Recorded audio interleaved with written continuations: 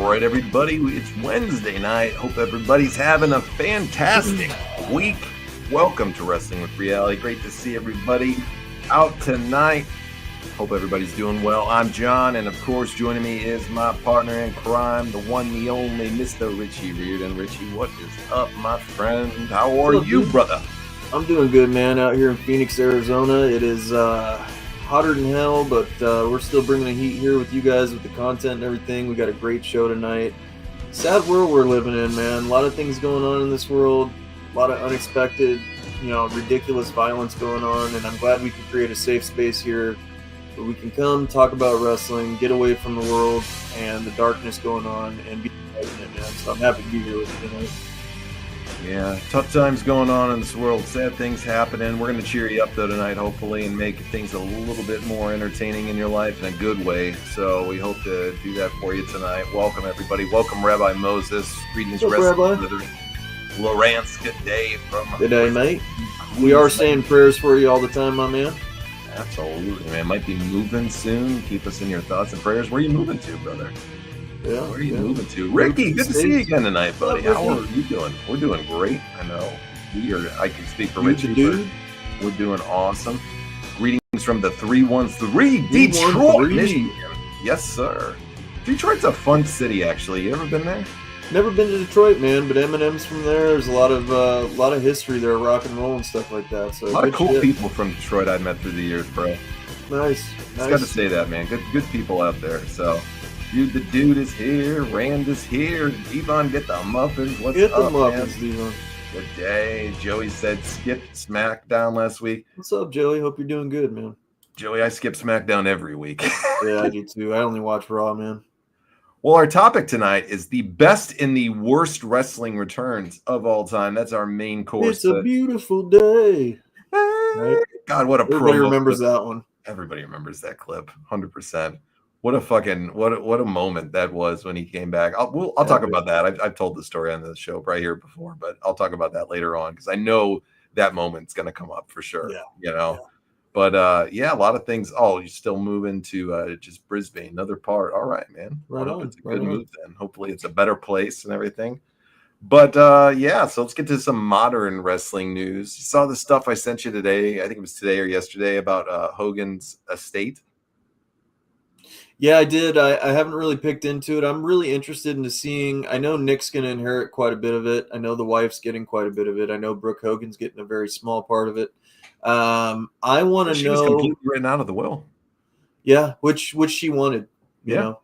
I am very, very interested in who's going to get the residual income on the merchandise sales because that's going to be the long-lasting effect of the money. And I'm assuming it's probably going to be Nick.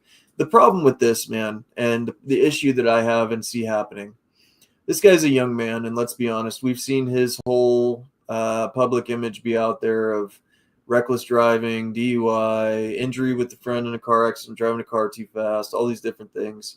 I agree with Jude here, and Jude, you took it right from me, man. I think Nick's going to blow it all, and he's going to be in financial ruin, and I think this estate's going to go in the toilet pretty quickly, unfortunately. I was very surprised to see that there was only $5 million in assets with everything he's been doing. I mean, I'm not saying $5 million is a light amount of money. I mean, I don't have $5 million. He put the money out there all in investments and shit like that. So had to be something, man. Yeah. I'm really interested to see when they dive a little further into this. Well, what happened with all the Gawker money? That's what I want to know. Where's all that lawsuit money? Because they listed everything that was on the estate. They made it public knowledge. And did he already give it to the church? Good points. We talked about it I think it was last week or 2 weeks ago when we kind of talked about it. Where did it all go? Because like you said, I know he didn't get the full amount from Gawker, and there's no way I could think that he blew through that again. I mean, how much was the Gawker settlement? 120? I think it was 160. 160 mil. So even if the lawyers take their 33 and a third, you're probably talking still walking away with, 65, 70 mil? Well, I think, don't quote me on the exact number, but I believe from what I heard, they said that because of the assets that Gawker had, they didn't have enough to cover it all. And whatever it was, the total amount, it was in over $100 million that he won, I believe. And I'd like to say it was 160 million or 120. I could see either of I those thought it was being. 120 from what I remember. It was high, man. It was so, high. but what they were saying from what I've seen through the years, and don't quote me in the exact number. I'm sorry, I'm just spinning it off my head here. I'd like to say they said he got between 35 and 50 million range from it. Sure. Is what he got, which from is it. still an enormous amount of money. You're not going to spend that in this lifetime unless you're an idiot. I mean, I got to go with the Scientology that you guys got, man. There's no way to me that he only had $5 million in assets with all that money. L. Ron Hubbard got all that fucking money right there, boy. Coughed it all up, man. I could see this too, Rabbi, that maybe I think he bled a lot of money into Real American. I think he bled a lot of money into that upcoming wrestling shoot that they just had with Holly Holm and stuff like that. I think Hogan was putting as much money out to try to make it come back in. Mm-hmm. Can you imagine at his life working and doing the things that he was doing to promote it? There's no way he's doing that unless his own money was invested into it in some way. He had to have put something into it. Jeremy says, wonder if his business partner with all the stores still gets a majority percentage of the sales, or if it's guaranteed Nick's going to take all of it. Yeah. And how long do you give those places under Nick's direction? Come on. No time at all. If the business partners don't buy Nick out, those places are going out of business. I'm sorry, man. I've never liked Nick Hogan. I think he's a loose cannon. I don't think he's ever been appreciative of his life or his dad, for that matter. That's just my public opinion. I'm entitled to it. You're entitled to yours. Mm-hmm. Brooke Hogan has shocked the shit out of me with how she's handled everything. I used to think she was a stuck-up, spoiled little, shit. And man, when you look at the whole thing, she's the most humble out of all of them, and she's not getting anything. She seems like she loved him the most. Nick's working as Americano. God, I hope not. The next event for Real American Wrestling is coming to Penn State. Yeah, Might go check it out. Why not? Yeah, why not? Is right, man. It's a once in a lifetime thing. I didn't hear anything negative about the first show. People seem to really enjoy it for the most part. It's just I watched it. I didn't see any of it, so I watched Holly Holm. Okay, I like her a lot. So did you enjoy the match? It's cool. It's cool. They're trying to they're trying to invent a new thing and put a new spin and combine real wrestling with they're trying to do shoot wrestling with basically kayfabe wrestling, and it's an interesting take on how they're doing it. I just don't see it long lasting. The wrestling fans that we are considered what we are, I don't think we're going to be interested in watching that. It's more of a grappling show. It's different, but it's just not my taste. I saw a couple of clips. That was it. I haven't seen anything else. I haven't watched any of the matches in depth or anything like that, but it seemed to be pretty received by people, Yeah. Brett should get Hogan's estate. Maybe he'll shut the fuck up about Goldberg then. And with Hulk. He's never shutting the fuck up about Goldberg. Brett could have all the money in the world and he'll still hate Bill Goldberg. Who's worse, the Hogans or the Osbournes? That's a tough question on there. I remember seeing both reality shows, and I liked watching. I thought Ozzy was. I like Hogan Knows Best. I thought I liked it too, and I liked the Osbourne show. I thought Ozzy was hilarious. I think Hogan Knows Best was the downfall of their family. Absolutely, right on the public eye with everything. I liked both shows though. I thought the Osbournes was funny as hell too. I loved Ozzy, man. He was just such a fucking train wreck of a human. So, man, I don't know if he got any money, Rabbi. Who knows? Rabbi, I'm going to tell you this. I think he was responsible for a lot of the stress that Hogan was dealing with. I hate to say that, but a lot of people have said it. Bubba's going on. I'm not taking Bubba the Love Sponge on for everything, but he's gone out and said it too about Eric. That was it. But Eric's very passionate about this project, but I think this is his last effort. To really have he's in his 70s now, and you know how much I love Eric. But he's in great shape, but Father Time waits for nobody. No, that's true. Brooke knows how to be an adult on her own. Nick doesn't. That's the difference. Good point. It's crazy. I mean, how do you feel about her, John? I mean, you didn't like her for the longest time either and thought she was full of shit. Do you believe her now? I do. And I have to be a realistic person and say when I hear it, I mean, we all have, our preconceived notions on things, or we think with emotions sometimes. And I'm not going to say I'm a big fan of her or anything like that. I'm not. Or I think she used her very big fan of how she's handled everything. That's what I'm a fan of too. I think she's handled it with tact and grace. I think she's handled it in a tough way. And I don't know what happened in their situation, and neither do you, and neither do any of us. It's their personal business. But something happened that ended up making it that they weren't a unit anymore, and they weren't cohesive as a father and daughter for some reason. And I think that's really sad. I couldn't imagine that as a parent. Like I've never had that. That being a kid and losing your parent in that way on such a massive scale. And Hogan is such a huge, he transcended wrestling, huge icon. So, there's memories of him everywhere imprinted in society and stuff like that. So for her, it's got to be extra tough. It's got to be hard too, because you got to figure this as well. Like, think of the awful scrutiny, think of things that have happened in the public, to that family, especially with Hogan, is, he's had a sex scandal. Fucking Joey, dude, you're so funny, man. It's a good one. Like Bill Goldberg, who kicked Brett in the head. And it is awesome. Oh, it's awesome. Oh, that's great. Go ahead. Sorry. Yeah, no worries. But Hogan had a lot of public embarrassments to them, bro. Like a sex tape, the racial slurs, talking about Brooke's boyfriend at the time, multiple, marriages and relationships and changes that they went through. A crazy ass mother with Linda, like I got to feel for them a little bit, bro. I'm not saying that all of us have the most functional life and upbringings all the time, but she has some pretty dysfunctional people in her life, bro. You know what? A lot of people sit there and think that money buys happiness, man. And I'm here to tell you, we do pretty well for ourselves as individuals and stuff financially. And it's like, it seems like the more money that you get in this life, the more problems that you have.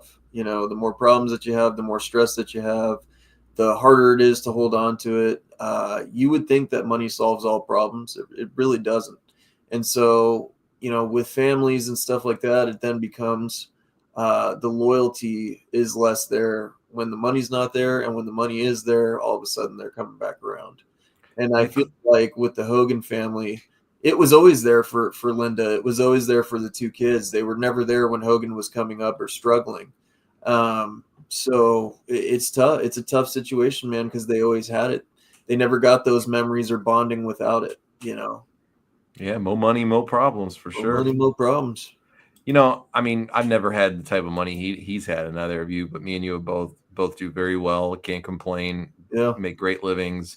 But we've also been there at moments where you didn't have shit too, and you struggled. And my favorite saying comes from Conor McGregor, and it's this: I won't eat at a dinner table with anybody I don't starve with, and that's true, man. That's something that you should live by in life. We've all been there at some point, so yeah.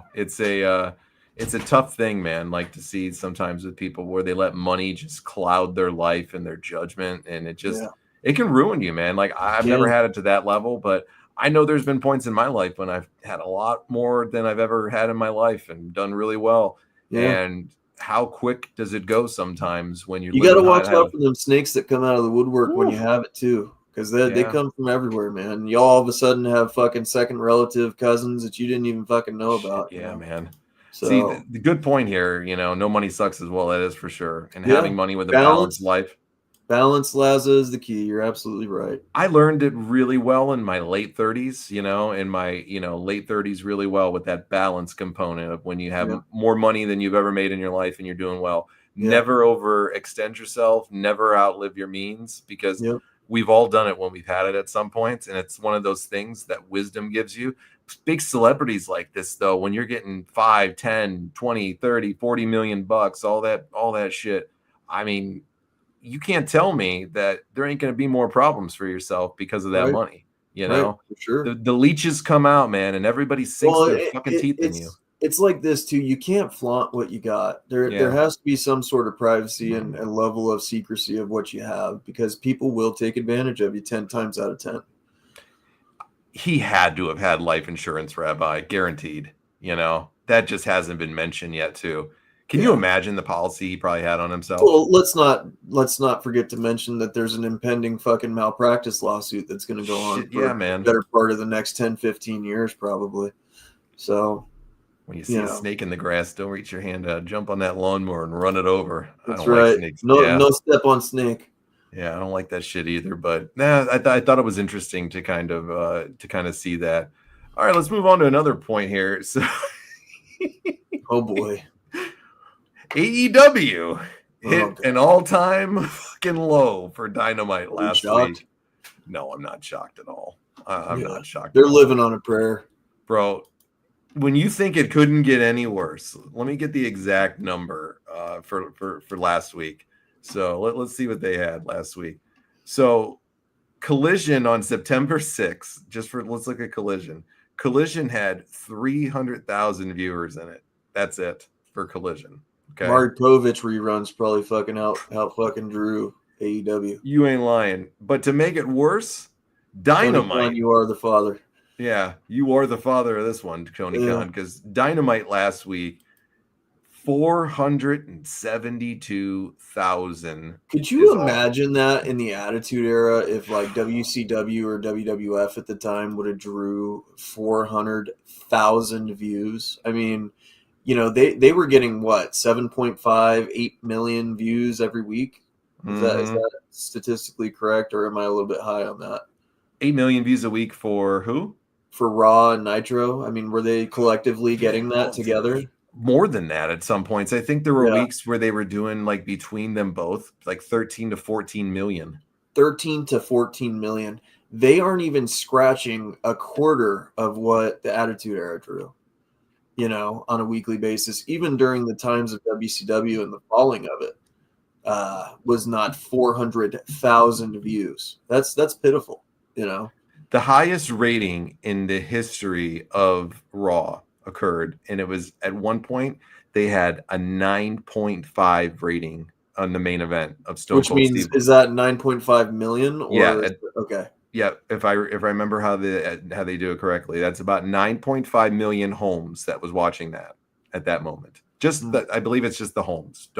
Once again, if I'm wrong, I'm sorry, folks, but I believe it's just the homes. At the highest point, the highest ever was a 9.5 that they had for the Undertaker and Stone Cold. Are they rating this? So AEW, for instance, because back then they rated it based off of who turned their TV on, for how long they turned it on, whatever. Now, how did they rate that with the streaming services, people watching it at a later date, all that stuff? How did they tally all that into it? Is that all figured into this number, or just no? That's the cable and the streaming platforms right there. Okay. So they're not including. Folks, you got to take that into effect too. Not a lot of people have cable anymore. I mean, and that's a little weird. They're not attributing and putting in the Dynamite on HBO Max numbers, so they don't get that. It's not public. Meltzer has gone on to say, with no proof, of course, that he knows that they're getting 500,000 people a week, you know, on Max. No fucking way, no fucking how is HBO Max drawing 500,000 fucking people a week for that show. Yeah. Zero chance, in my opinion. Would you agree? I think I would agree with that. I think at some situations, maybe they're getting, you know, 500,000-600,000 people on a high note. Maybe a go home show before a pay-per-view or something like that. I don't think they're regularly scratching over 500,000 people ever again. I don't ever see them hitting that on HBO Max. That I think it'll get even lower, if I'm being honest with you. I just throwing it out there. I would say a guess. You know, no. I'm going to give my Meltzer opinion here. You know, like he floats shit out with no things. I'd say maybe 150,000 people watch on there. On Max? Yeah, I would bet. Nobody's getting a streaming service to directly watch AEW. No. I have HBO Max and I don't fucking watch it, and I forgot that AEW was even on it. And I watch HBO Max on a frequent basis. So the fact that they think they can take on WWE at this point is fucking laughable. You know, it's never gonna happen. It's never gonna WWE is having to create their own competition by propping up TNA and shit like that, you know, which is outdrawing AEW at this point. Like that's fucked up. If people don't think that they're in fucking trouble, no matter if they just signed a new deal or not, you know there's shit in that deal where they can get dropped. You know, a major network is not gonna leave themselves. I guarantee you AEW is gonna be like NWA Power pretty soon, where it's gonna be strictly on YouTube. Yeah, or relegated to some shitty streaming service that nobody gives a shit about, you know. Oh no, we're not on the Oh, major we're on outlets. Dazen now. We're on Yeah. fucking, you know, it's Find gonna us be on so- Max for everything, or and I give him credit for trying to throw it out there in different platforms for their pay-per-views and shit. But he just even had to drop the pay-per-view prices, and he is so chickened out every How time much do WWE they sell counter. their pay-per-views for? I've never ordered an AEW pay-per-view. I think Scratch now that. I ordered the first one. Go ahead. I think now they're going for like $39. I think the typical rate's 50, but he just downgraded it to 39 for the next one for some reason. Paying $40 for an AEW pay-per-view? The same 100,000 sickos that are going to watch that show no matter what. It's probably drawing 100,000 buys on it. That ain't even going to cover 100,000 buys. Probably doesn't even cover the production costs for everything. Not even and the close. talent. They gotta they gotta be fucking hemorrhaging. They money. gotta be, bro. You think the network's going to want to keep some fucking program and give them $150 million deal for 3 years or whatever they're getting, in the hundreds of millions of dollars? Do you think they're going to want to give them a fucking another, big jump up in pay the next time or even retain them for that rate when you're only drawn $472,000? They'll be lucky if they get to ride this contract out. I think they're in serious trouble, bro. And I bet you there's an out in there. So, I bet you the dad is going to get tired of this shit, He's eventually going to slap him on the wrist and tell him, what the fuck, kid? What are you doing, dude? Your toy box is going to be put to rest here, I watch Max Joey for shows like The Sopranos. I love Entourage. It's a great show. Sopranos is a great show, man. Yeah. You ever watch Entourage? I've never watched Entourage, but The Sopranos probably has the best intro music of all time. Oh, my God. Love it, bro. We got to open up with that one night. If I wouldn't get flagged for copyright, man. God, just the beat of that, and then he's driving in the limo, or not limo, his Suburban or whatever he's got, rolling in there, lighting a cigar up, just the whole song and how it leaves off, got myself a gun. Yeah. Great fucking show, man. Yeah, it is. Great show. All I know is that Wheeler Yuta needs to stop digging his mom's pubes out of the shower drain and gluing them in his face to make that stupid beard. All shots fired by Joey. Rand says Max is owned by the same people that own Peacemaker. How long do you think AEW and USA will last? Their only saving grace is it's live on Canadian TV. They have a big market overseas when they go. They always do well overseas because it's just always a great fan base over there. But they should you can't survive on it. They should have never had Brett fucking introduce their heavyweight championship belt, dude. Fucking jinxed it. Kiss of death, bro. Kiss of death. Just kidding. In Australia, you can't even watch AEW on HBO Max. You can watch it through Disney Plus under the ESPN selection. No shit. I didn't know that. I can watch AEW on HBO Max with a VPN. However, yeah, that's the only way that I used to be able to watch certain things with wrestling. Lawrence, do you follow AEW weekly, Lawrence? I'm asking you personally because I just I don't know of anybody who does follow it every single show, every pay-per-view, I don't know, not a one wrestling fan that I talk to does it. One of my good buddies, Daniel, who shows up and watches the show often, he definitely watches it on a frequent basis. Does he really enjoy it? Loves it, Wow, thinks there's things about it he doesn't like to. He's the biggest Hulk Hogan fan other than me, I think, that I've ever met too. So he's an old school guy, and he just loves AEW, man. He enjoys a lot of the performers. Yeah. I don't see millions of fans out there for AEW anymore. Now, I will say in the beginning, I was a huge fan of AEW. I thought they had a fucking massive chance of at least taking on NXT. And they did, and when Cody Rhodes was there and they were firing on all cylinders and had a vision, it was great. But I'm telling you, bro, it's gone haywire over there. I turned my card in. A lot of people turned their AEW card in, I think, a long while back. We gave it a really good shot for a long time. Loved it. Yeah. It was enjoyable, man. I still go back and watch occasionally some of the old clips of some of the, early AEW days. I got to say, they lit a fire under WWE's ass. They did. I think WWE got too complacent, and when this all took place, they didn't believe AEW was going to do anything. And when it did, it started to beat NXT. You saw WWE coming back with the edgier content. They ditched the whole celebrity fucking guest host every week on Raw. They got rid of all kinds of bad stuff that was regurgitated crap every week. I'll never forget when fucking Seth Rollins went against The Fiend in the Hell in a Cell match. Yeah. That's when you and I were like, we're turning on fucking AEW, because WWE was the drizzling shits at the time, and so we got our wrestling fix from AEW at that point, and that was when the switch came in. But shortly thereafter, when Cody Rhodes left, man, that was it. That was it. They shot themselves. WWE was shooting themselves in the foot in the early days so bad, man. With that. Will Jericho leave AEW? I think he's leaving AEW, Rabbi. I think he is. That's going to be one of the best wrestling returns that we should feature on here in the future, for sure. Jericho's had a few great returns, too, that we might talk about tonight. Absolutely. He's had a few great ones. Talk about a guy that reinvented himself over and over again. Yeah. He's one of them. And, he's a success story of AEW, in my opinion. He is. No matter what people think of the Learning Tree stuff, I wasn't a fan of it or anything, but the guy had some greats. The Inner Circle was awesome when he first started. I'll say the Painmaker in the Inner Circle is probably next to Y2J. I think probably the best shit he ever did in his career. Man, when Hangman stuck a needle and Swerve, that done it for me. There's so many disgusting moments to do something like that. I mean, you thought way outside the box to where you went to fucking almost fetish type shit. That was just garbage to me. The Darby shit that they just did with Moxley and Darby, where he was sticking the fork through his fucking ear and all that, like, Jesus, man, it's gross. It's not stuff that's going to attract people long term. It's just not you're not gonna maintain them with it. But I don't know. I mean, they got to be in fucking panic mode. Like if they're not, I don't know what would get you in the panic. Like. Sorry about that. My daughter lost a tooth, y'all. Well, the Tooth Fairy's going to come tonight.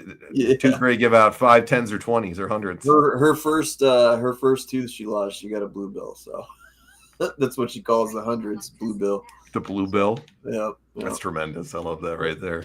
Yeah. Yeah, the first tooth they always got to make their bucks on it. Now you're giving rich money out there for that, right? So, right. Excuse me. The Tooth Fairy's giving out big money. Yeah. Tooth Fairy's not feeling the rise of inflation and the cost and everything like that. Fuck. I'm telling you. Rabbi says you just made the list. I love the list. Shit. I loved it too, but Jericho hated it. It seems like he was. When the Undertaker talks about staying too long and you become, basically a joke of yourself, your former self that was successful. I think Jericho started to feel that way when they were doing the Kevin Owens angle. Yeah. And I think he was like, I still have enough left in the tank that I could outdo most of this roster. So he went and proved that in New Japan. And I'll say that when him and Kenny Omega had their match in New Japan Pro Wrestling, that really reignited his career. It's funny with Jericho's. I think Jericho's a guy that I don't think he needs the money at all. Like he's made millions and tens of them, and then some. Successful band, touring, wrestling. The guy's done it all, been on mainstream shows. Jericho looks like Corey Feldman. Is it Corey Feldman? Corey Feldman, yeah. Jericho looks like Corey Feldman when he's performing to me. I don't know what it is. He's just sitting there. And he sings like it too. He's Corey Feldman. There in his little outfits and shit like that. He looks like Corey Feldman. Dude, Corey Feldman is the cringiest goof in the world, bro. I wanted to go see Limp Bizkit to see Corey Feldman perform, dude, to be honest with you. Was he performing with Limp Bizkit? He went on tour with Limp Bizkit. Oh, my God. Jesus. Boy, you're going down in life when you're touring with Corey fucking Feldman as your opening. That's pretty hilarious. Dude, I see clips of him all the time on Facebook or YouTube that pop up. Have you seen his dance? Yeah.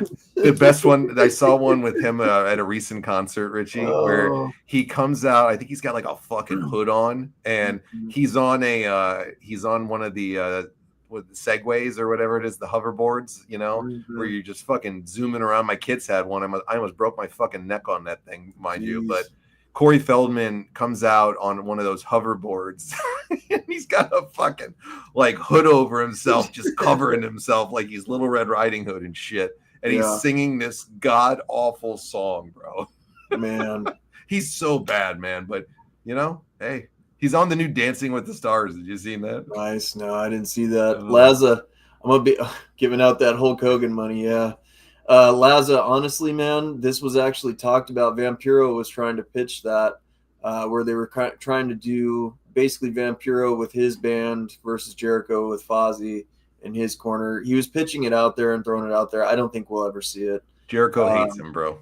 Jericho hates him from the days in WCW. He called him a prima donna. He said he was a toxic cancer to the locker room and stuff. So that'll never happen, unfortunately.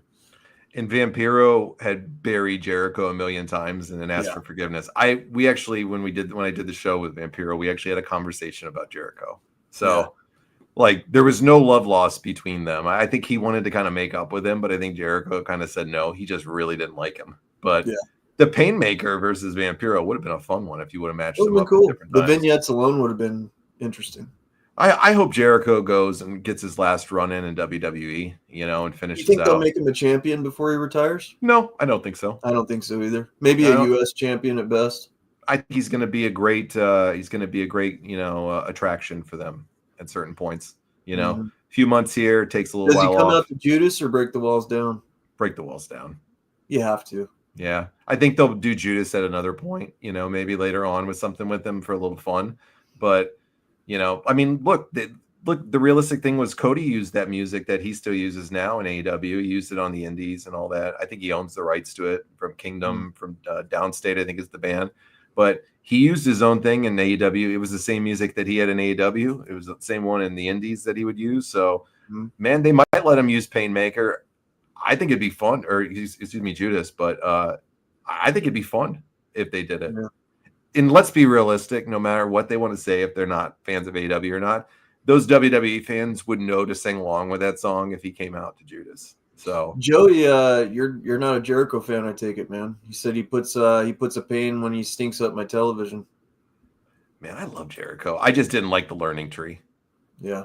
The lady who Corey is dancing with the stars says he's been missing for days. Yeah, he finally showed up, Rand. They put a thing up I saw, He's got the show next week, and like typical Corey Feldman didn't show up.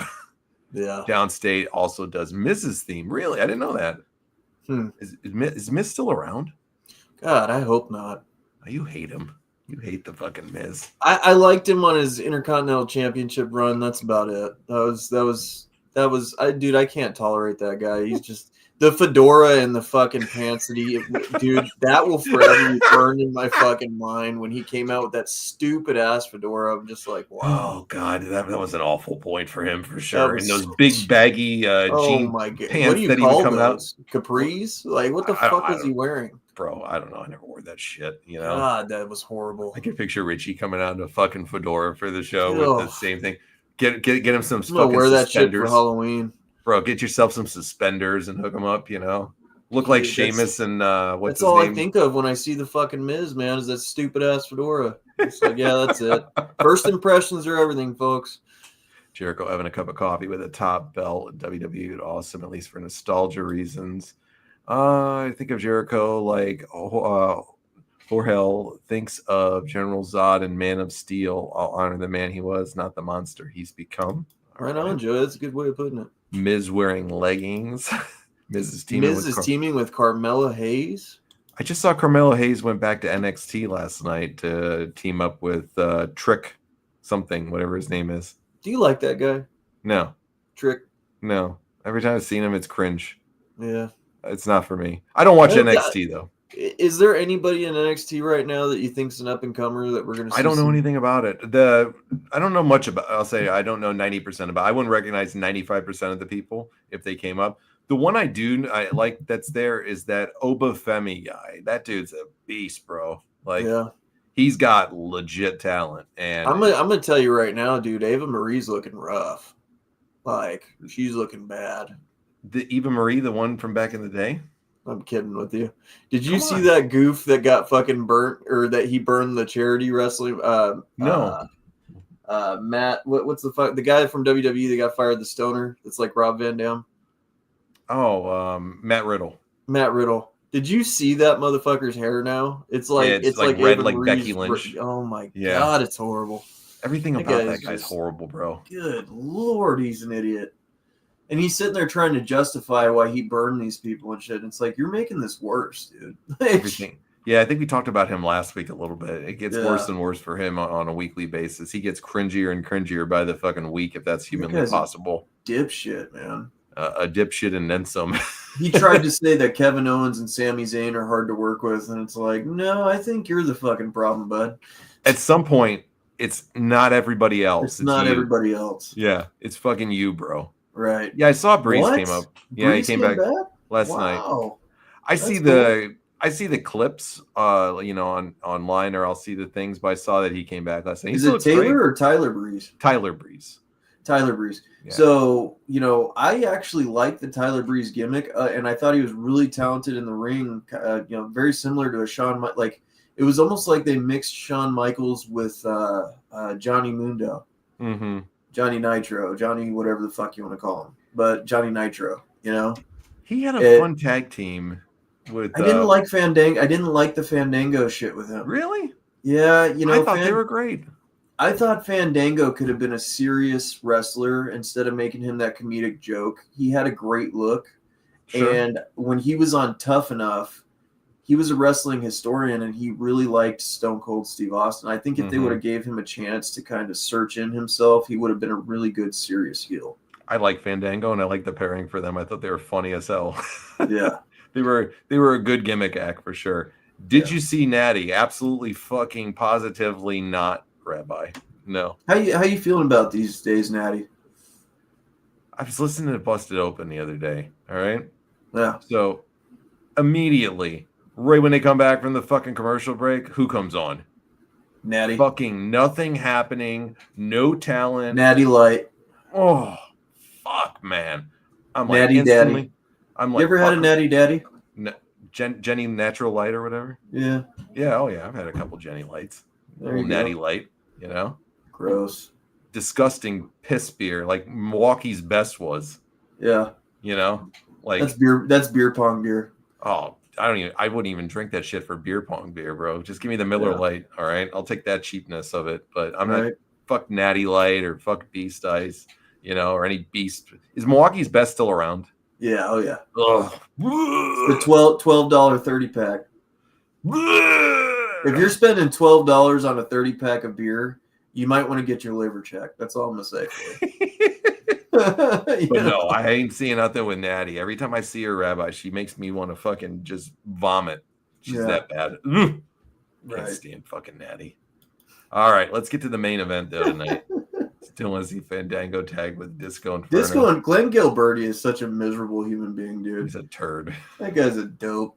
Yeah. It's funny whenever they're like reading the fucking shit off of like WCW legend says fucking whatever the fuck, and it's Glenn Gilberti, and you're like, WCW legend, this guy was a turd. He got beat up by Jacqueline on fucking Nitro, Friendly reminder, Dirty Dom's going for the AAA championship Friday night. They better give him the belt. He better win that shit. Even if it's for 5 minutes, he better win. I want to hear that. So fucking over right now. Did you see the clip from Raw? I think it was from Raw this week or whatever. Yeah. Where they're interviewing him up top. The fans just overtook it. Dude, wanted he's a to 20-year vet at this point. Like, he deserves it. Oh, I think he's on his 22nd year in the business. 22nd year. Something like that, bro. This guy's been around in the business for a long time. He's a legend.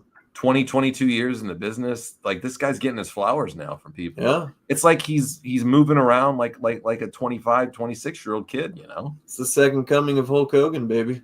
I'm telling you, if they don't put the belt on this kid after the reaction, in all seriousness, if they don't put the belt on this guy in the next year or so, I don't know what to say.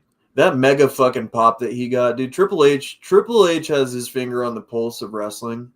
And he's a pretty good judge of character. And I think he likes giving the fans what they want. Dominic's going to win that belt. Can you imagine the pop when he wins that belt? He's going to win that belt, dude.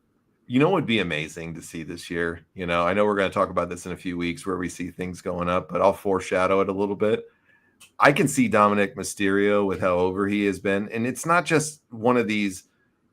I'll give it like an LA Knight over. LA Knight's fans love him still, whatever. But he was majorly over for a few months, and then he took the shit. The Kofi Kingston effect almost, Right. Like, it's not been that way with Domino. Like, he's been the most hated heel forever, and the fans have just been cheering him. They love to hate him, though. Yeah. They love everything about him, and now they're cheering him and everything like you that. You either love to hate Dom or you love to cheer for him. Yep. But there's no like X-Pac heat where you don't want to see him, People love this guy, man. And I'm telling you, we'll talk about this later on in a couple of weeks when we do this show, but where we see things going, I think Dominic Mysterio might be your Royal Rumble winner this year. And I think Dominic Mysterio might go on to WrestleMania and win the championship belt on either night one or night two. So if they do a belt collector story angle with him, it would be great and everything like that.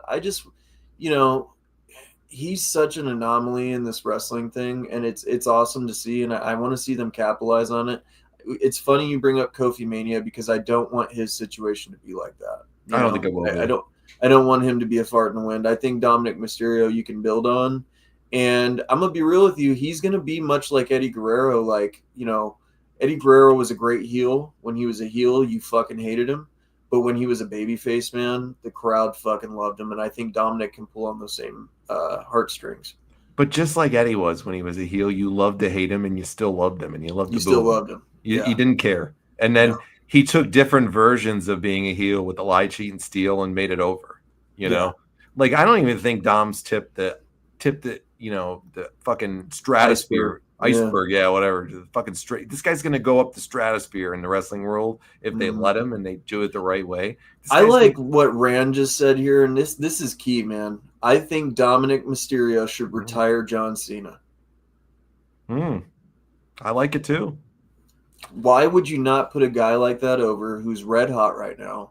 He's a red hot heel, and you take out the last champion, you take out the fucking, the greatest of all time, you take it, and you do it with Dominic Mysterio. He will be the heel of all time, dude. You know why it makes sense? There's a great reason behind it, but you could do it a little differently too if Cena doesn't have the belt.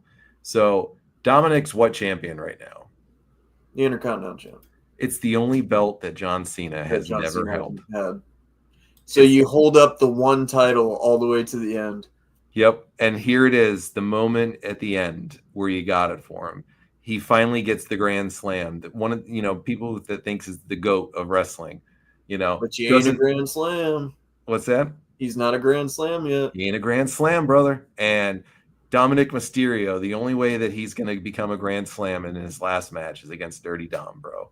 Dominic as the champion. That's why they got to keep this belt on him for a while and let him retire John Cena. And John Cena never gets the Grand Slam because of it. And the reason I don't want him to get it too, he already won the 17th title. He already broke. Dude, he's already got all that. Yeah. He's got all the accolades. Come on. He doesn't need the fucking stupid Grand Slam. The Miz is a two-time Grand Slam winner. Dom could use the spot. You know what I mean? Think of the promos he's going to get and the heat he'll get from it too. Forever.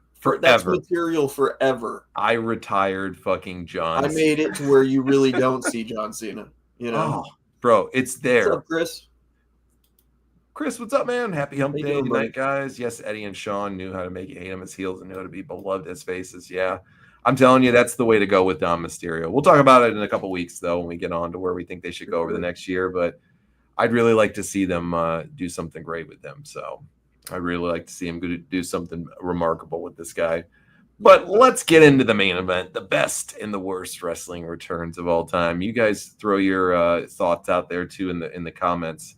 We'd like to hear some of your favorite of wrestling returns. Could be any promotion. Doesn't have to just be WWE, the best and the worst one. So let's kick it off with, you want to do worst or best first? We'll finish off with the best. Let's do the worst. All right. So you want to go first or you want me to?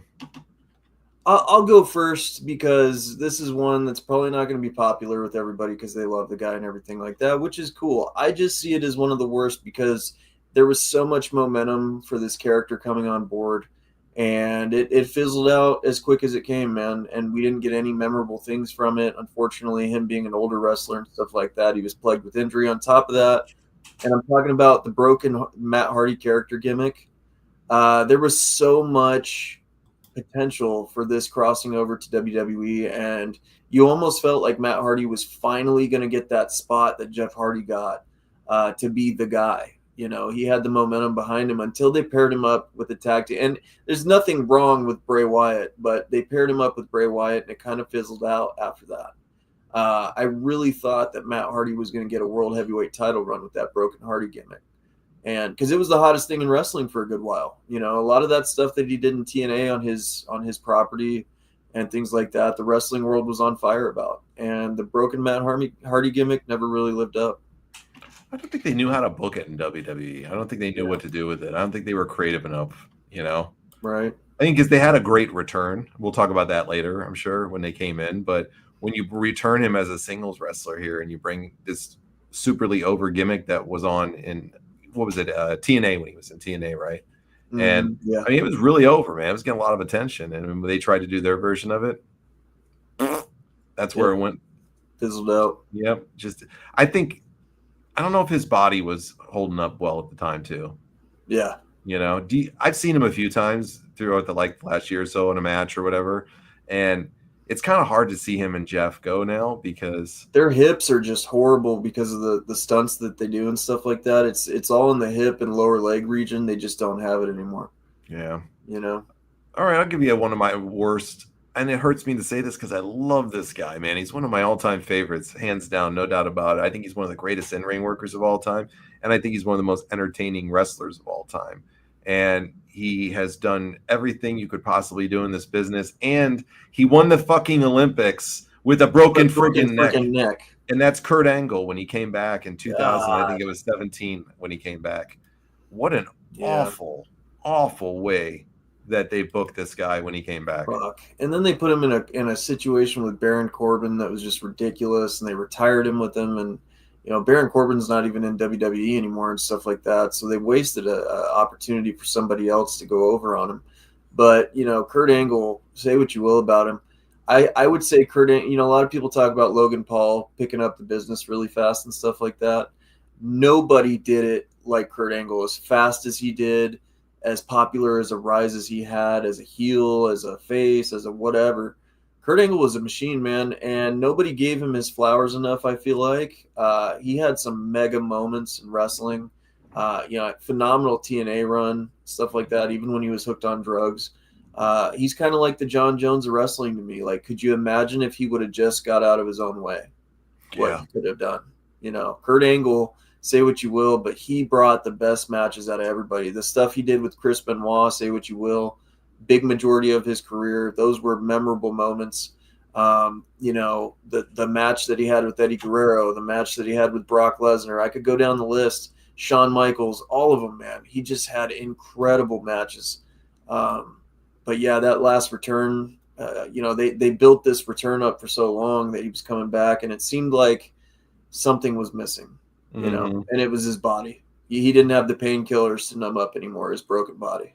It was sad to see too, man, because he wanted to perform. You could see he just couldn't do it. And he's admitted that, and I love Kurt. He's a classy guy, man. He's an awesome guy. You're going to get to meet him in 2 months. It's going to be a delight. You'll love him. I met him years ago. He's a great dude, bro. Yeah. Like, he really is. Kurt Angle's an awesome guy. I'm so glad he turned his life around too. Me too. And didn't become a statistic, didn't become a tragic tale. I mean, he's just a fucking awesome guy. And I feel bad when his return came that his body was so broken down. Yeah. He did do some fun stuff in there when he came back, though. I thought his stuff as the GM was kind of fun, like I'll say that. That was kind of fun. Wrestling-wise, my favorite moment of his return was when he teamed with The Shield, That shit-eating grin on his face when they had him in the Shield outfit coming out through the crowd with them. That was pretty cool. Oh, you could just see, and he said it in interviews, too. He said he just loved it. He was having so much fun. And people had asked him, like, that big smile you had on your face, like, what was that all about? He's like, I was just living in the moment. I loved it. Yeah, for sure. He said, I just felt so cool to be back with these young kids, and I'm teaming up with them. And, he said it was just fun. And as big of a run as he had and stuff like that, I think Kurt Angle is one of the most underappreciated wrestlers of all time. Yep. Agreed. I couldn't agree anymore. Let's get to some of the comments from the audience. Best returns anytime Flair or Hogan came back. Yeah, I'm sure we'll probably hit on a couple of later. Those are some good ones. Didn't take you for a Flair fan since you're a Taz mark, but okay. Yeah, where is our friend? Somebody asked that earlier. Where is Rewind? I don't know. Where is Rewind? The worst returns are the Warrior past. We'll talk about Warrior later. He's coming up. That one. Yeah. Jinder Mahal. Richie loves Jinder Mahal. The modern day Maharaja. Batista, he had 2 terrible returns in 2014. God, he did have a couple of bad returns in there. That last one that he had. You really hurt me, John, when you said that he was in comparison to The Rock, man, and that he overtook The Rock. I'm just like, what in the fuck? In regards to the movie. All I remember is Blue Tista. I know, but you got to figure, like I told him when me and you were talking about that. I think we were talking about that, just me and you. I don't think it was on the show, was it? You touched on it on the show. Okay. I mean, he's been in the fucking Marvel universe and was a major character in all the Avengers movies. I mean, they've grossed so much fucking money. Yeah. You got to do you give. count that just based off of Batista's back? I mean, it was they you know weren't what I mean? they weren't jumping into the movie theaters just to see Come Batista. on, No, they weren't. Okay. But he played a big part of it for sure. My vote for Yeah. the worst is Batista. Would love to see Kurt do a once-off comeback match to wrestle Cena. Yeah, it ain't happening. He's already said it. He couldn't get in there. He needs more surgeries, he said. Kurt beat Shawn at WrestleMania, which is a big one. They had a great match at Mania, too. That was an incredible. I love the sexy Kurt stuff. I thought it was funny. Hilarious. I'll make your ankle hurt. Kurt rapping and shit, too, when he did the Thugonomics. Cena. I mean, Kurt Angle's done so many fun moments. He's fucking badass, man. Give us one of your best ones, that you've ever seen for returns. Best one of all time that I personally would say was at a time that wrestling was at an all-time high. This person was coming back off of a very bad injury that most didn't know if he was coming back. They wrote him off of TV abruptly because his health just went to shit. And he's considered to be one of the GOATs of wrestling. And that's Stone Cold Steve Austin when he came back after, Rikishi struck him down in the car and all that stuff. And he was having the neck injury and stuff like that. But the loudest pop I've ever heard in wrestling is when that Disturbed theme song hit and Stone Cold came back. And good God, I think it was Backlash. It was Backlash when he was in the Rock's corner against Triple H. And when you hear that glass shatter, man, and he just came out, stunned everybody into oblivion. That was such a magical moment in wrestling. Any Austin return always would blow the roof off the place. Yeah. Let's be realistic. Austin would blow the roof off the place just coming out every week, no matter what. Right. Boy, some of the returns that he's had, though. Yeah. What year was that? Was that like 2003? 2000? No, I think it was 2000. Okay. Pretty sure it was 2000 or 2001 because WCW had just gone out of business. You got to also note a great return that really surprised everybody was WrestleMania a few years ago when Austin wrestled that match against Kevin Owens. I think that didn't get the appreciation it really deserved. He was not coming back, dude. He was one of the ones that stayed true to his word that he was not coming back, and so when they sparked his interest. And I wish like hell he would come back for one more because I always wanted to see that CM Punk feud. Yeah.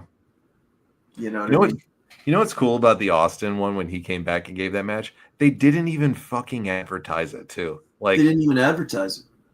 If that's not the biggest wrestling return for like a match, do you feel like WWE is kind of at some stages when you look back at that, WWE didn't really grasp how big Austin was, and I feel like he was even underappreciated, dude, for what he was. I feel like they kind of got annoyed with him.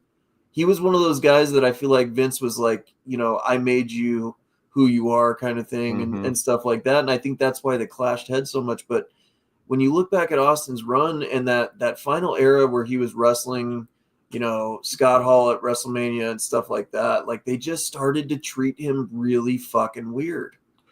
And it's still kind of that way today. Like I have to wonder this, like he doesn't come back more than every few years, But even for a quicker period. Yeah. What's the reason? Is it Austin doesn't want to come back, or is it he's not invited and they're not finding anything for him or they can't match it up? Maybe it's all on him. Find something for Stone Cold Steve Austin. That's my thing is too, and he ain't gonna complain about making a nice huge payday too for coming back.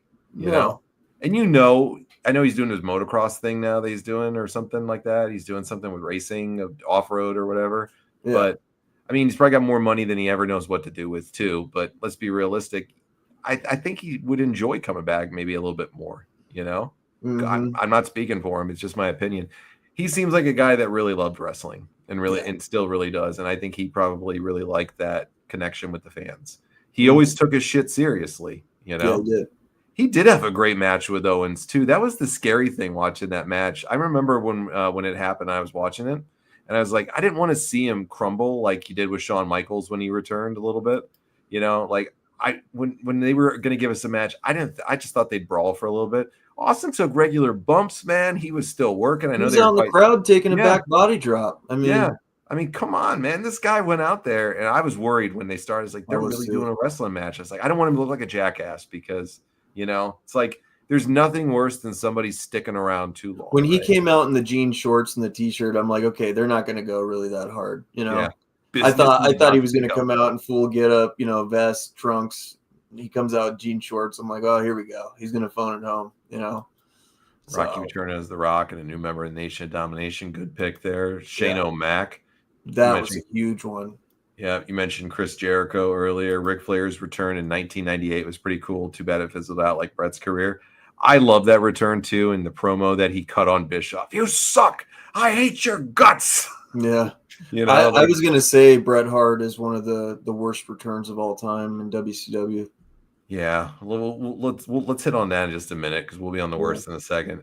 Triple H coming back would be one of my best returns ever too. Coming back across the board, you got to say that. Another great one for me, if you don't mind, real quick, is the Undertaker when he came back as the American Badass. Also, I think that was at Judgment Day, if I'm not mistaken, when Triple H was going against The Rock in the Iron Man match, and you just hear the gong with the. Nobody knew what the Undertaker was going to look like. Nobody knew what he was doing, where he had been, anything, if he was even coming back at all. And a lot of noise in the background of him going to WCW. So when he came out as that biker gimmick with Kid Rock, American Badass, like that for me is one of my favorite, because that was a guy literally reinventing himself from the bottom, and it was the Undertaker doing it. I mean, could you imagine having an epic gimmick and Hall of Fame run even at that point of the Undertaker's career, and then you totally take it down to nothing, and you're just you. And he was able to go back to being that Undertaker gimmick later on too. That takes some fucking nuts to take that risk, man, and it worked for a long time. Yep, absolutely, man. Triple H, though, you guys mentioned him above. You talked about him before we got started. When he came back from that quad injury, I think he was out like a year or something, right? Yeah, something like that. And they had the Beautiful Day, U2, right? It was U2, the Beautiful Day, and it was New Year's Eve. Yeah, he was coming back for the Rumble, if I remember correctly. Yep. So I'll say this: I actually saw him in a match before. It was actually his first match back. It was a warm-up match at a house show. And I told this story through. Stephanie McMahon was there too. It was at the local Broome County Arena here, is what it was called at the time in the town that I live in. And it was his match that he came back at, before the injury and everything like that to work off. I forget who he even took on, but it was, to get him in ring shape a little bit because people work the house shows a little bit. The pop he got that night, was so fucking cool, man. We were right back near the entrance at the house show where they came out. Stephanie was sitting there, I remember at the time watching, and he spit his water all over us too when he came back, and all that shit. It's a good feeling. Oh yeah, wonderful getting spit on by somebody. But as a kid, if I'm getting spit on, I want it to be by Triple H. With the water blast. As a young guy, as a younger man at the time, I was probably like 19, 20 years old or whatever. It was such a cool moment to see, and then that massive pop that he got when he came back. What was it, the Rumble he came back for or something? The Rumble, yeah. He wanted to go against Jericho at Mania for the Undisputed title. Yeah. What did same year that the NWO came back. Yeah. I hate U2. I think they're a terrible band. I do too. I don't get very the love cliche, very manufactured. Oh, awful. Just not a fan. And Bono's a prick. Yeah. Fucking diva. Not a fan of U2. But that Beautiful Day version, man, when you see that and just the whole training footage and the different clips that they put in here of him rehabbing from that injury. God, not only that, but Jim Ross just fucking sold that thing to the fucking moon right before he came out. Oh my God, it was badass. Man, The Rock coming back a bunch of times, Rabbi. He had a ton of great pops through the years, especially when he came back for Foley to reform the Rock and Sock Connection. I think it was against Evolution or something like that. And that was a cool moment. Piper, that WCW. Was a cool moment. Yeah, Piper coming in WCW was a cool moment too, Rain. Hollywood Hogan, man. Hollywood Hogan coming back, Yeah. All the times that he did. The Chris Benoit comeback was awesome after the invasion. Yeah, I think that was his neck injury, right, Lawrence? Yep. I think he had neck surgery. Favorite return was John Cena returning at the Rumble at MSG. Number 30. I think it's one of the loudest pops you'll hear too for them as well. If you go back and look at when he came back at that Rumble at MSG, it's Yeah. I always like the setup where they would have it, where they would come out from, because it's so small, and you just see him come up and you see Cena coming out there doing the pose and hitting the key. You can't see me. It's a great moment, man. I gotta say, one that's an honorable mention though is, it was kind of crazy when WCW and WWE were having the Monday Night War. The Big Show coming through the ring when Stone Cold Steve Austin was going against Vince McMahon at Valentine's Day Massacre. Was it Valentine's Day Massacre? Yep. Valentine's Day Massacre, when he came through the ring and threw Austin into the cage. I would have never expected that in a million years, the Giant making the jump, because he had such a prominent role in WCW and was featured so heavily and was given the opportunity by those guys and all those different things. I would have never thought he would have been one of the first ones to jump ship. Didn't he come out through the ring or something? He tore through the ring and threw Austin through the cage. Yeah. Good things that happen that you see. The Big Show is, man, we never talk about him on here, the Giant. We don't. He's another one that's not appreciated. He had a great career, man. He really phenomenal career. Yeah, he had a great career. A lot of. I would say he had a better career than Andre the Giant did. I think so personally, but I don't know what. And just to go, I'm not trying to get off the topic here, but this may be an unpopular opinion. The fascination with Andre. I understand the man is a beloved figure. I understand that he was a ninth wonder, eighth wonder, whatever the fuck you call him, wonder of the world. True fucking sight to see and all that stuff, right? But when you're comparing the two, Big Show is 10 times the wrestler, 10 times the athlete, 10 times the. Why isn't Big Show looked at in a higher respect than Andre the Giant? That's just my opinion. Because Andre came up in a different time for people, so he's looked at as one of the the big pioneers of the big men. I think Yeah. So I think that's probably why people look at him in a more favorable light than the Big Show. But I think the Big Show had a better wrestling career than him. That's just me. Yeah. I mean, I don't understand this fascination with Andre the Giant. Like, he wasn't even that good in the ring. He was, it's, I don't know.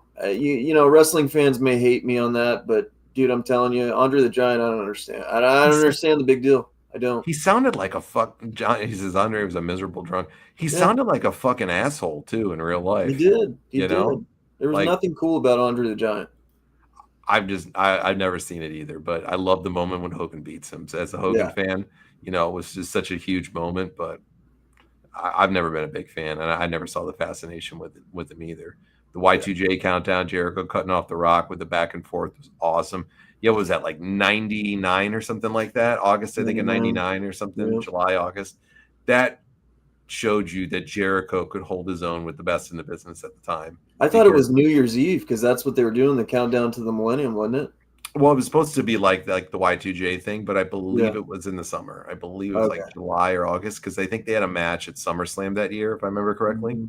Could be wrong. You guys correct me if I'm wrong on that, but I loved the back and forth, and Jericho showed he could hold it on the mic with The Rock. In fact, I'll even go as far as to say I think Jericho destroyed The Rock that night. I think Jericho's better than The Rock on the mic, to be honest with you. I do too.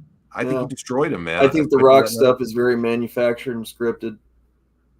Bad News Brown punked Andre out for being a racist. Yeah, but Andre shit on him for it too. He took an actual shit on him in the ring. Yep. How fucking vile are you that you shit on somebody, bro? Never seen the upside to Andre at all. No. You mentioned worse though, and you mentioned Bret the Hitman Hart, because that WCW run of his. You talk about we did a whole show on it. I mean, good. This is one of the hottest angles of all time in wrestling. You had it hook, line, and sinker on a silver platter to turn this event into something huge for your company, and you fumble it like bad, worse than bad, criminally. It almost was like it was done on purpose. That's how bad it was. It was one of the worst fumbles in wrestling history, probably. Yeah. There is no reason that shit should not have gotten over with him. I don't know if it was just him. I don't know if it was them. I don't know if there was too much drama and bullshit going on there. I know we did a whole show on the what ifs with Brett years ago. You know, a year or two ago, we did it, I think, on this exact same situation. But when you think about it, it's like there's unless one or the other was sabotaging it or just didn't give a fuck, there was no reason this shouldn't have been a smashing success. Right. You know? Sure. I agree with you 100%. What a miss, man. What a miss. Imagine if they could have capitalized. Yeah, imagine if they could have capitalized better on Bret the Hitman Hart when he was there. They should have. They should have. But he was miserable. You know, he wasn't in it. Owen had died, and that sucked the rest of it out of him. Has he ever not been miserable? You know, I think so. I think when he was teaming with Anvil, I think that was a time that he was actually enjoying himself. You know, I think when the company was put on Bret's back is when Bret fell off and was miserable. You know, I think Bret stopped liking wrestling a little bit when it was put on his back, because I'm sure he probably had a big responsibility because, of course, his dad's promotion was long gone at that point. His parents were older. He had family. You know, they had a big family. You know, when you come from a big family. Yeah, go ahead. So when you have a big family, you usually try to help your family members out. That's what you do. So I don't think Bret maybe enjoyed all that all the time. That's just my opinion about it. Like, I think it stressed him out too much, having to probably carry that load of being the provider for people, for everything, being the successful one at that moment, making sure his brother was making good money, his brother-in-law, his family members and stuff that were there. I don't know if that pressure worked well for Bret. Maybe that's what made him, really nasty. I don't know. Maybe it was like that before, but it sure seemed like he kind of caved under the the stress bubble that was coming to him. ECW, when Sid showed up. Oh, that's when he came out with what was it, Rand? Judge Jeff Jones or something like that he would come out with, and he'd have the stretcher. ECW Sid was a lot of fun from what I remember. So I don't think it was that long. Sid's a resilient character when you look at him throughout his professional wrestling career. He bounced around from promotion to promotion to promotion, and people would always bring him back. They'd always put him right back on top, give him his run. He'd be gone in a couple years, go back to somewhere else that he was at, whether it was WCW, WWF, show up there for another year or two, then boom, he's back out again, shows up in ECW, goes back to another promotion. He was very freaking resilient in his career, Sid. So that's my thing. Sid Vicious. Yeah, I just saying what a resilient career he had. He always bounced around everywhere and was a top draw. I loved his stuff in ECW. It was fun. Yeah, for sure, man. For sure. Yeah, Sid Vicious was a good one. Who could forget in ECW the Sandman return? When the lights went out and he popped up on the screen standing up in the stands and got that Metallica song going and stuff like that. Sandman had some great returns in ECW. And he was over like crazy too. That's a fact. Let's go to another worst one for you here. This guy could have many of them, but I'm just going to focus on a WCW one here. I'll go outside the WWE bubble a little bit. We'll stay on WCW. And like I said, this guy could have many of them on here if you go look at parts of his career. I never understood the fascination with this guy. I never understood why people were diehard fans of him, those that were. He was a miserable human being in every capacity. I'm not trying to speak ill will of the dead. He just looks like the most miserable human being out there. You'd almost never hear anybody say one nice thing about him. And it's the Warrior when he came to WCW. That shit was snake bit from the first night he showed up. Another one that you just scratch your head. One of the coolest outfits I've ever seen is his return jacket that he had. Ultimate Warrior, when you build a perfect looking wrestler with a perfect background, with a perfect story, with all these things, Ultimate Warrior's that. The biggest problem with the Ultimate Warrior was Jim Hellwig. Yeah, the biggest problem with the Ultimate Warrior is the Ultimate Warrior, man, and this is who he was. He ruined it completely. He was a money hungry, egotistical, bought his own gimmick, thought he was a literal comic character, and just thought too highly of himself, in my opinion. And I love Warrior. You've seen it. I've had great collection of Warrior stuff and things like that. And I liked a lot of his shoot interviews. There was a lot of things that made sense of what he was saying. He made a lot of good points, but he also made a lot of horrible points too. And was a very angry, bitter, miserable. You want to talk about Bret Hart being bitter? Jim Hellwig was a fucking miserable fuck. Bret Hart looks like fucking Santa Claus compared to Ultimate Warrior. That dude was mean, bro. He didn't. Yeah. You could just see when people are just nasty. He just seemed like a nasty guy, just a nasty person. How many times he stood Vince up? I mean, he stood him up right before SummerSlam and said, "I'm not going out unless you give me another whatever it was, $250,000 or 150,000 or some shit." Yeah. You know, Vince gives it to him, comes in the back, you're fucking fired, you're gone. You know, good. I'm glad he did that too. Brings him back a year later, fucks that up again, story. and he's gone in 3 years. He's gone in like 3 to 6 months. Then that time, but the Mm-hmm. WCW one was just god awful in so many ways, and it was snake bit from the start because Bischoff is going to tell this story. If anybody doesn't remember this, go watch this just for the comedic factor alone. So his debut, he comes out on a Nitro, and Eric Bischoff has gone on to say, he said to him, "You can have 5 or 6 minutes, you know, for your time. You got to stay in your perimeter. You go have a mic." You know, he said he gave him like an open mic and said, "Here you go, 5 or 6 minutes." The Warrior, I think, went on for 22 minutes straight. They didn't even know what to do. I mean, they were sitting there going, "What the hell do we do?" They said they went to commercial breaks, and the fucking guy is still in there talking, and they couldn't get him off right from the beginning. Where they could not get him off this microphone. You probably could have went and read the Book of John and came back, and he'd still been going. You know? My God, and it's the most nonsensical, fucking ridiculous, out there, batshit crazy. It's Sid Vicious level like garbage. You know, Sid goes for 30 seconds. This fucker went on for like 22. Dude, it was like a compilation of Sid Vicious shit thrown together. Like, it's so fucking bad, man. Yeah. And just the match he had with Hogan was horrible. Yeah. You know, they tried to find something for him. I think he had 2 matches or something in there, maybe 2. You know, I think he was in a War Games, and then maybe I think he was in 2 matches total. Yeah, I think it was like one against Hogan. Yeah, the match versus Hogan was god awful. Oh God, god awful's being nice by saying that. Being nice. Yeah, it was dreadful. It was probably the worst ever WCW return that I can remember. I got a few modern ones I want to touch on, and this is because these guys are looked at as a couple of the greatest of all time and stuff like that. So I'll touch on the WCW legend first, and then I'll hit on the other one later. But you know, there was a match that was it even gave me goosebumps when these two stood in the ring and did the promo that they did. But you know, Bill Goldberg came back, and this was after the cool run he did with Brock Lesnar, where they remade the WrestleMania 20 match and actually did right by it. I remember you and I were so excited after that night when he actually went over on Brock that we were shocked. So Goldberg was looking pretty damn good, and he had some great momentum behind him. So I thought we were going to get a great send-off for Bill Goldberg. And one of the matches that I got shocked into knowing that it was coming to culmination was him versus The Undertaker. And, you know, that match was what it was in Saudi Arabia. I think their biggest mistake they made with this whole thing was Crown Jewel, doing it in Saudi Arabia, the time schedule, the temperature, the different climate that you're in.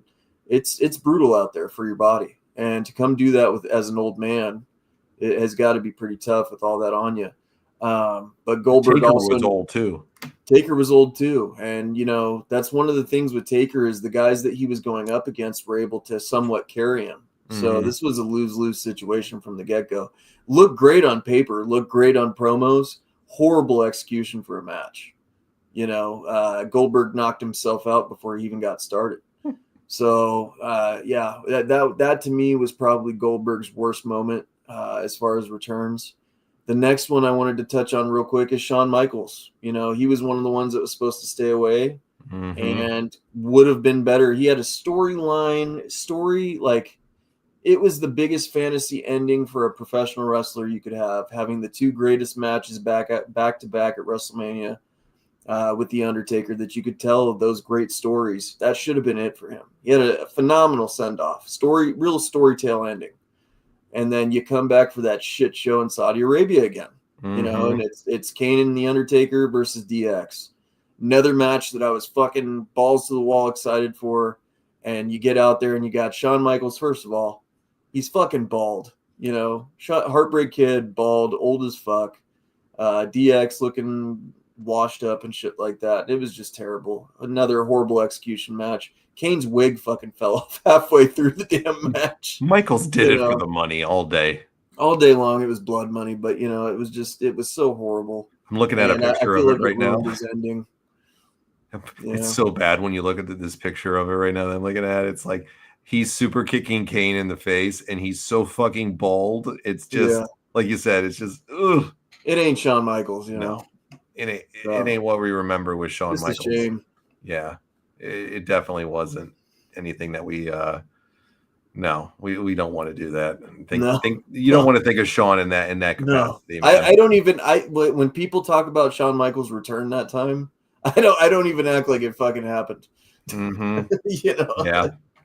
All right, let me give you another best one for you. And I know you're not the biggest fan of him, and I'm not the biggest fan of him either. But you got to admit when something is awesome, and I got to go with Cody Rhodes' return at WrestleMania a few years ago when he came out versus Seth Rollins. Man, like that fucking crowd reaction to him just coming out was insane, and it was. Everybody knew his entrance. They knew the mannerisms that he was doing. The pop from that crowd. Seth Rollins sold it perfectly in the ring too, with the whole build up to it. And my God, man, that pop that he came back was phenomenal. And look at the run he's been on since. He's been arguably, one of, if not the biggest baby face that they've had for the last 4 years. Top merch seller, everything. With that one, it's crazy because him and another guy that I was going to mention on this too are the two modern day wrestlers that can draw that emotion.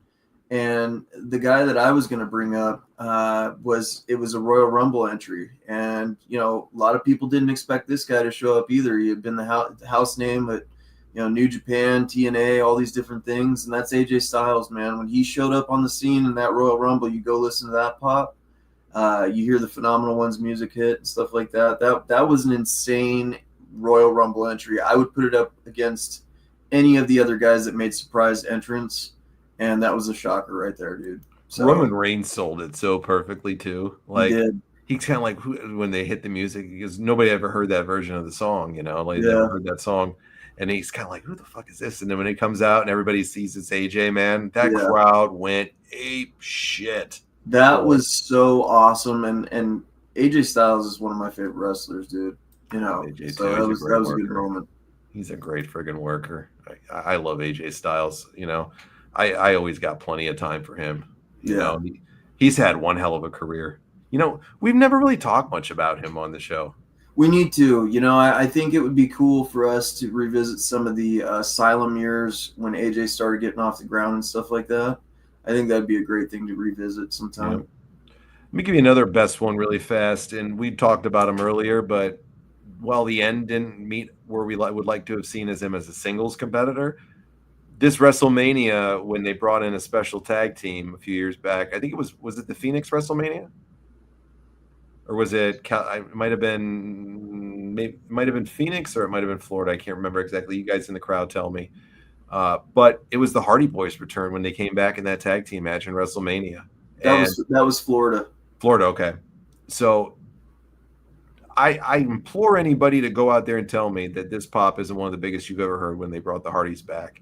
And you saw Matt and Jeff come out, man, and the crowd just went nuts. That was the longest fucking WrestleMania ramp I've ever seen, too. Oh, my God. It took them like 2 minutes to get down the ring. For 2 minutes, and the fans were just loving on these dudes. And, I think a big part of it, too, is it was such a shocker. They hid these guys from even the talent, so nobody even knew what was going on, except the New Day, really. And it really looked like the New Day was coming down the ramp to be the new addition of the tag teams. Because you were thinking, logically, that's what they were going to do. They were the host of it. They could put themselves into the match, whatever. Yeah. And then the Hardys come out. And you're just like, what a feel-good moment after all the bullshit Jeff Hardy had been through, after all the crap that Matt Hardy had been through, to have that culmination and bring them back together as a tag team. Perfect moment, dude. They sold it so great, too, because nobody expected it. Because I think the night before they had worked in Ring of Honor against the Young Bucks or something. Yep. Yeah. And people are like, oh no, they're not going to be coming out, and that sucks. They're not going to make it. They're in Ring of Honor last night. They let them go do the fucking Ring of Honor match and then come out and be that big surprise knowing it, man. You gotta respect how they did that return, and it was an awesome moment, and they looked great in that run together. Unfortunately, it didn't work out, and they both didn't have any singles runs that were of any substance afterwards, like we were talking about earlier. But man, that fucking pop between them, woo, that was awesome. Jeremy mentions 2000, and I know Joey had mentioned it too. He said he was there for the 2023 Survivor Series. You can't forget Cult of Personality when CM Punk came back. Like, got to be one of the best ones of all time too, wouldn't you think? Yeah, for sure, man. I got a worst one real quick that I want to touch on because I thought about it all night, and it's one that's a little off the wall, and I don't think really a lot of people are going to remember it because it was such a short-lived thing. But Ultimo Dragon was one of my favorites in WCW. Loved Ultimo Dragon, and he was such a legendary character all across the globe in wrestling, much like Great Muta was at the time. When he was going to make the transition finally to WWE, I remember when they advertised him on SmackDown that he was going to start wrestling for WWE. I was hoping Sonny Ono was going to show up and they're going to have this whole thing. And Ultimate Dragon, I mean, it fizzled out. I think he lasted maybe 3 months with the organization, and that was it. They cut ties pretty quickly. So that was a crazy one for me to see Ultimo Dragon fail that badly.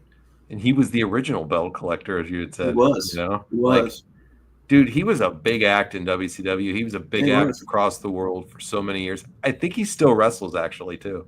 Wow. Yeah. Didn't know that.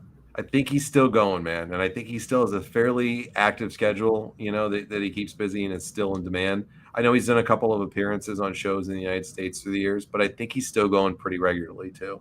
Wow. Ultimo Dragon had some fucking great matches in WCW that I saw. I've never seen any of his stuff really from Japan or like Lucha Libre when he did it too. Have you? Yeah. I've watched a lot of that. Is it a lot of good shit? Yeah. He's had a lot of class. Him and Muta are so cool to me, man, with their movements, their mannerisms and stuff like that. They're just a different breed of wrestler that I don't think gets appreciated enough. They mix that perfect. They've got that perfect mix of martial arts and wrestling together. Yeah.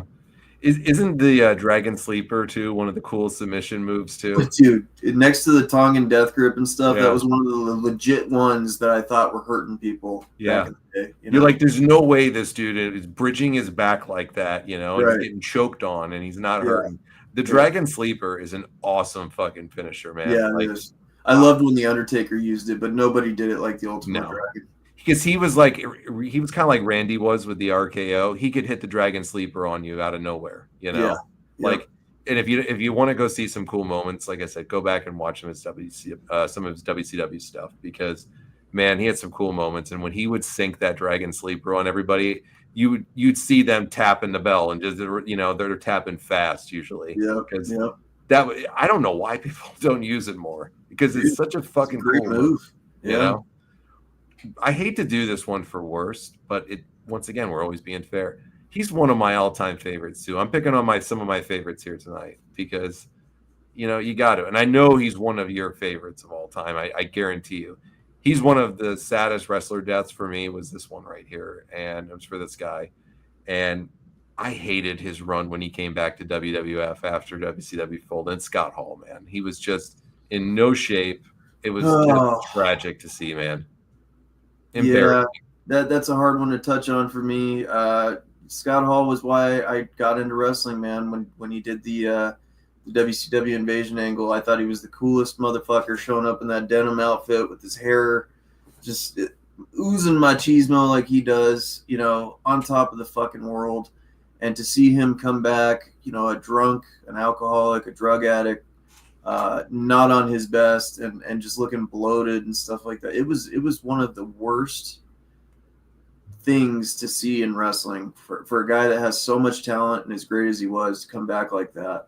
He's another one. I'm glad we got to see a better ending than what it was going to be, So terrible stuff, man. And it was an awful time to see him. If you're a big Scott Hall fan, was to see him at that point. One of the best stunners I've ever seen, though. He sold the shit out of it. He sold the shit out of it. He did sell the shit out of it, but it was a sad sight to see, man. Think about, they arguably have the greatest return ever in wrestling when they came into WCW and started the whole NWO. We don't need to cover it here because we've talked about the creation of the NWO to nauseam, and we'll always talk about it on the show. It's always going to be a topic of discussion, no matter what. But I mean, just 6 years before, this guy is on top of the fucking world. Top of the fucking world. Yeah. The greatest, and part of the greatest faction ever in wrestling, and probably the greatest moment in wrestling history was the turn of Hulk Hogan. And and financially, it rewrote the books for wrestlers and promoters. Absolutely, man. It changed the landscape of it for them. 6 years later, though, this guy comes back and is just in the worst shape possible, mentally, physically, emotionally, in all ways. And he's going up against Stone Cold Steve Austin at Mania. Yeah. You know? And then he's gone like a couple weeks later. What the hell is that? Yeah. You know? That on paper, you would think would just put asses in the seats. Yeah. You know? Like, to think that he only lasted just a few short months there is just indicative of how bad a shape he was in. It's why NWO failed. They weren't firing on all cylinders. Kevin Nash could not stay healthy. Scott Hall was totally taken over by his addictions, and Hulk Hogan had an opportunity and he took it, you know. Absolutely. It was cool when he showed up in ECW though, Laza, man. I remember that. That was a good one. I think he came out to the Fugees or something like that. Dude, another one that was a huge miss and a bad comeback. As cool as it was to see him in WWE was Scott Steiner. I was going to hit on that too. Good one. Scott Steiner, Big Papa Pump, you know, off the explosive run he had in WCW and everything like that. He had a great run in TNA, you know, arguably he had a really good run in TNA, but for some reason in the big show, he didn't show up in WWE. What do you think it was, his ego? I think it was his ego. I think he was trying. I think that a lot of people on the top brass didn't like Scott Steiner. You know, he had an issue with Triple H, which is Stephanie McMahon's husband. So I think he was held back for a lot of reasons and made look silly, you know, on purpose. Because, you know, Scott Steiner, that guy, he's a total star. So there was no reason. And he was white hot, dude. People loved when Scott Steiner made the transition over to WWE. Go watch that pop. You know, when he came out and that siren hit, that was huge, you know, and he looked unstoppable, and they could have put that world heavyweight title on him when he was going against Triple H, but for some reason they didn't do it. And I think it had a lot to do with their backstage feud. He only lasted a year? A year. Yeah. He had that horrible run with Test, the Stacy Keibler angle. It was just a total waste. Waste. Just probably one of the worst fucking returns ever. He was the last face of WCW.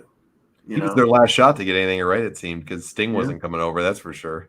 Right. You know, Sting I could throw up there on greatest returns too when he came back on as Crow Sting. I got to throw that one in there. Like when he came back as that just totally new gimmick for the Stinger. That was just a fucking amazing one. There's so many we could do. So I think this is going to require later on down the road a part 2 because. For sure.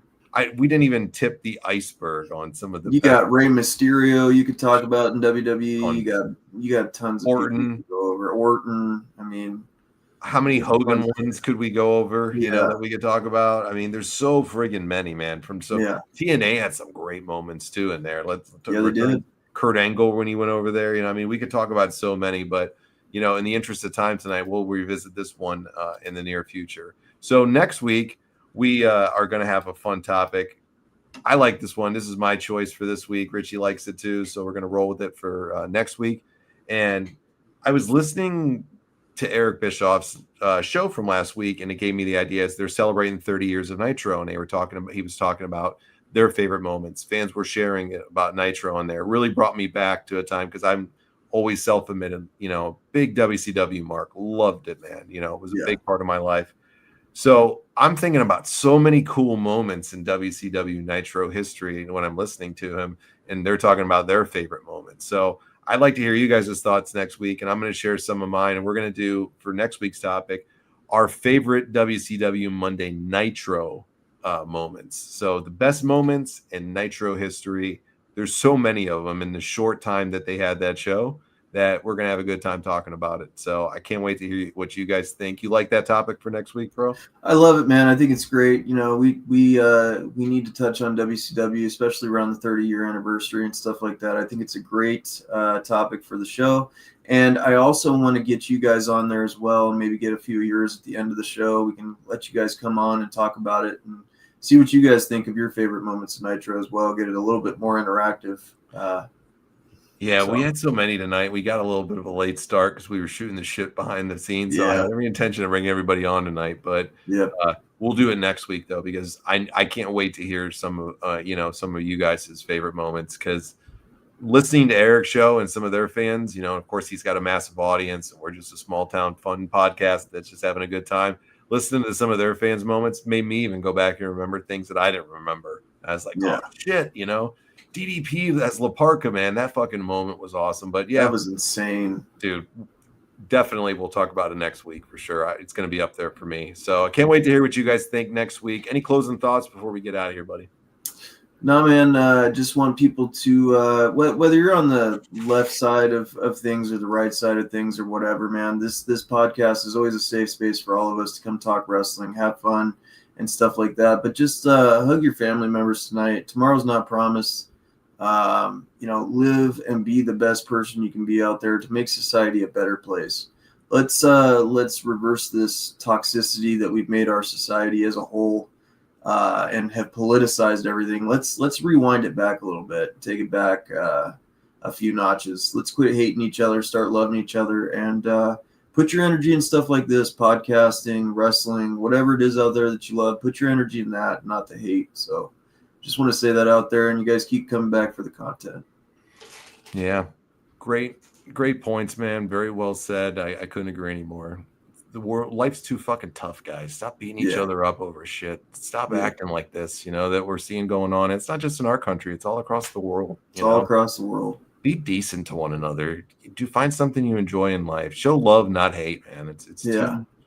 Life's too short, man. We've all been part of stupid feuds and things in time, or not liking somebody or whatever, or arguing with somebody over a different opinion. Come on, guys. Right. When we're having violence and hatred that we're having at the level that we're having in this world right now, it ain't worth it, man. No, come on. Life's too short, man. Before you blink, it's over.